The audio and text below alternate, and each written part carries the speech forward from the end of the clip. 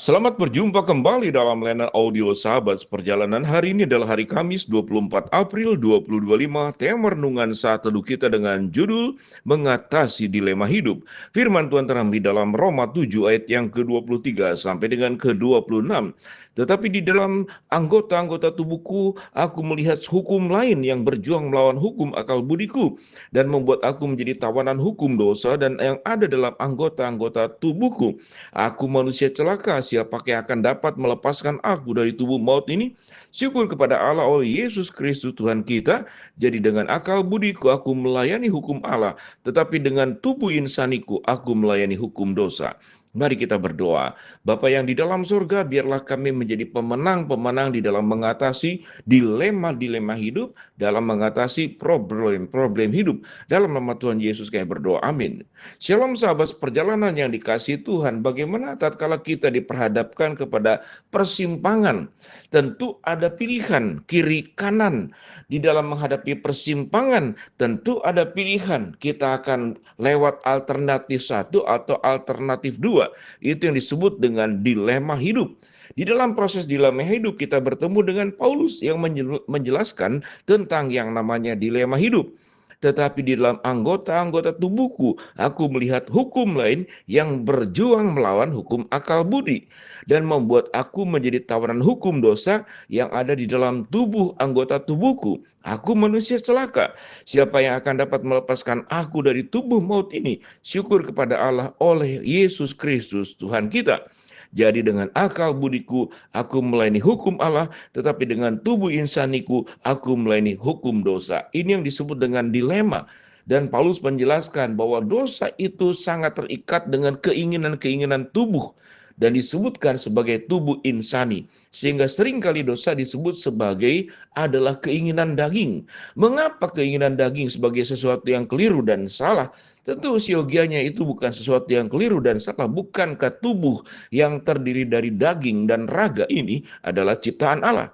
Tetapi seluruh keinginan yang bersangkut paut dengan berkat dari Allah, di mana Tuhan memberikan mata untuk melihat, di mana Tuhan memberikan lidah untuk merasakan nikmatnya makanan, di mana Tuhan juga memberikan kulit yang ada pada tubuh kita untuk merasakan sentuhan, hangatnya, dingin. Kita diberikan oleh Tuhan juga hidung untuk mencium harumnya bunga, telinga untuk mendengarkan banyak aspek yang indah, kaki untuk berjalan, tangan untuk berkarya. Maka semuanya itu adalah bersifat yang namanya itu daging, yang kemudian dikendalikan tentu oleh hati, motivasi, keinginan, dan juga pikiran. Tatkala dosa sudah masuk ke dalam diri seseorang, maka seluruh anggota tubuh yang bersifat kedagingan ini, yang sudah dicemari oleh dosa, masuk ke dalamnya, maka anugerah-anugerah Tuhan yang ada pada badan kita itu bisa berubah menjadi sebuah keinginan berdosa. Tatkala dari mata melihat, ingin menginginkan barang punya orang lain, maka yang siogenya mata sebagai sesuatu yang indah Tuhan ciptakan dipakai untuk sebuah keserakahan. Mulut yang siogenya dipakai untuk menghibur, menguatkan, memuji Allah, maka kemudian dipakai untuk memfitnah, menggosipkan, mencelakai orang lain dengan kata-kata kita. Sehingga dikatakan lidah itu seringkali lebih tajam dari pisau dan lebih berbahaya daripada api yang bisa membakar. Karena api kecil bisa membakar hutan yang besar. Sahabat seperjalanan, pada titik ini kita bisa mengerti apa yang dimaksud dengan dilema hidup. Dilema hidup itu bukan kesalahan daripada Allah. Allah memberikan free will. Itu sesungguhnya bukanlah sebuah dilema hidup. Itu kehendak bebas. Allah memberikan banyak sekali kemungkinan untuk makan buah apapun yang ada di Taman Eden. Tetapi manusia malah memilih satu saja buah yang dilarang. Bukan banyak buah yang dilarang. Kalau kita belajar tentang eksegese, penafsiran Alkitab, kita akan bertanya buah apa saja yang ada di Taman Eden. Tentu karena Taman Eden itu adalah bumi yang kita tinggal, siogianya seperti yang sekarang kita tinggal. Kalau kita berbicara tentang ada di Timur Tengah, tentu buah-buah yang ada ditemui saat sekarang pun yang ada di Timur Tengah, itu juga kemungkinan besar sama juga yang ada di Taman Eden pada waktu itu. Secara fisik mungkin bumi tidak mengalami perubahan apapun, berkatnya sama saja. Kalau dikatakan apakah tanah itu dikutuk? Buktinya sampai sekarang tanah bisa menghasilkan buah-buahan tatkala kita tanam. Allah sudah memberikan tanah yang subur, Allah sudah memberikan sinar matahari, Allah sudah memberikan sebuah proses dalam tanaman. Bagaimana kemudian bertumbuh, berkembang, sampai kemudian berbuah. Itu adalah anugerah-anugerah Allah.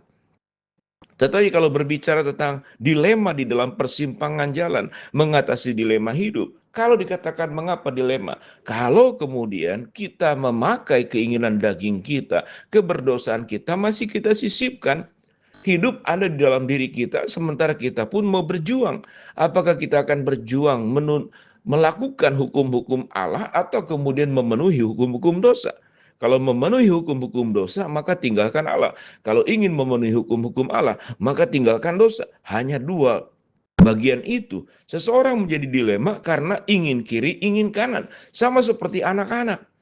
Kalau kita berikan satu coklat, dia genggam di satu tangan lain. Diberikan satu lagi. Lalu orang tua berkata, lepaskan yang satu, berikan kembali coklatmu, maka aku akan berikan yang kedua. Dia tidak akan lepaskan. Dia ingin genggam dua-duanya. Kalau kita berbicara seseorang anak tatkala menggenggam coklat dua-duanya, maka dengan senang hati dia berjalan. Kemudian tatkala berjalan dia melewati jalan yang licin.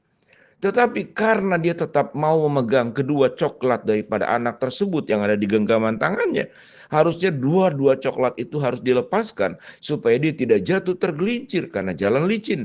Dia bisa pegangan ranting, pegangan dahan pohon, atau bisa menahan jatuhnya kalau itu pun jatuh dengan tangannya supaya tidak terjadi katakanlah sebuah kecelakaan yang parah, cedera yang parah. Kalau itu adalah gambaran yang sangat sederhana tentang sebuah kehidupan. Kalau kita hanya ingin menggenggam hukum Allah, kita ingin juga melakukan dosa, kita tetap akan ada dalam persimpangan menjadi hamba-hamba dosa. Maka firman Tuhan berkata, kita tidak mungkin menyembah Allah dan juga dengan waktu yang sama menyembah kepada Mammon. Kita tidak mungkin setia kepada Allah, tetapi dalam waktu yang sama kita tetap melakukan keinginan-keinginan daging, melakukan perbuatan-perbuatan dosa. Dengan demikian sahabat seperjalanan, hidup tidak ada yang namanya dilema hidup. Kalau hati kita sepenuhnya percaya, setia di dalam mengikut Tuhan, tidak belok kiri, tidak belok kanan, tidak menyimpang ke jalan yang salah. Kita tidak mencari jalan yang lebar, tapi jalan yang penuh dengan ketaatan, berjalan bersama dengan Tuhan. Maka pada posisi itu, hidup kita tidak pernah akan mengalami sebuah dilema hidup. Seseorang yang setia tidak pernah terganggu oleh apapun. Dia akan hanya fokus dengan satu pilihan. Dia akan melakukan hukum-hukum Allah dan meninggalkan perbuatan-perbuatan dosa dengan segala katakanlah godaan dan tawarannya.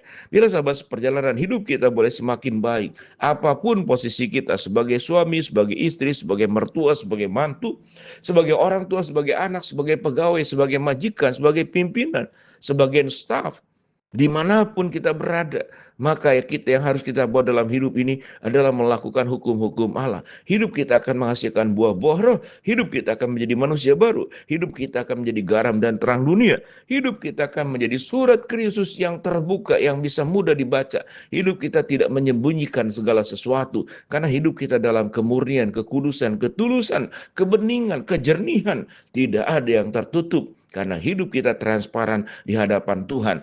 Perbuatan dosa biasanya dilakukan dalam kondisi tertutup, di tempat-tempat gelap, di tempat-tempat sunyi, di tempat-tempat seakan orang tidak tahu. Tapi Tuhan tahu. Jangan hidup dalam persimpangan jalan, tetap hidup berjalan dengan Tuhan dengan setia. Mari kita berdoa. Bapa dalam surga, terima kasih buat kebenaran firman yang kami pelajari. Hamba berdoa buat sahabat seperjalanan yang sakit, Tuhan jamah sembuhkan. Sahabat seperjalanan yang sedang menghadapi masalah, Tuhan bukakan jalan. Sahabat seperjalanan yang sedang berdoa mengharapkan sesuatu, Tuhan kabulkan dengan waktu dan cara Tuhan yang terbaik. Di dalam nama Tuhan Yesus kami berdoa. Amin.